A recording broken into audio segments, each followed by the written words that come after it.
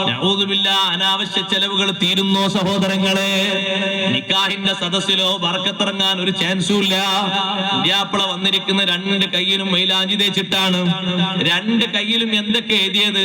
അവന്റെ പേര്, അവളെ പേര്, വിളിക്കണ പേര്, ഓമന പേര്, നാട്ടിലെ പേര്, പിന്നെ കുറെ റോട്ടിൽ കാണുന്ന കുറെ സിഗ്നലുകൾ, കുറെ ആരോ മാർക്കുകൾ, കുറെ അമ്പിളി അമ്മാവൻ, കുറെ പലതും എഴുതി വെച്ചിട്ടുണ്ട്.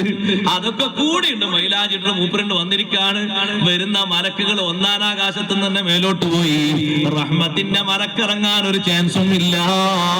കയ്യിൽ മൈലാഞ്ചി തേക്കല് പുരുഷന് ഹറാമെന്നല്ല, വൻകുറ്റമാ, വൻദോഷമാണ്, വൻദോഷം. കയ്യിലും കാലിലും മൈലാഞ്ചിയിട്ട സ്വഹാബിയെ നബി തങ്ങൾ അടുത്ത് കൊണ്ടുവന്നു. ആ സ്വഹാബിയെ കൊണ്ടുവന്നപ്പോ കൂട്ടത്തിൽ നിന്നൊരു സ്വഹാബി എണീറ്റ് ചോദിച്ചു, നബിയേ, പെരടി വെട്ടട്ടെയോ?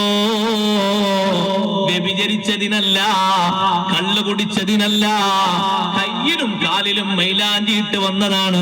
അല്ലാഹുവിന്റെ റസൂൽ ചോദിച്ചു, അലൈസ ഹുവ യുസല്ലി, നിസ്കരിക്കുന്ന ആളല്ലയോ? നിസ്കരിക്കുന്ന ആളാണ്.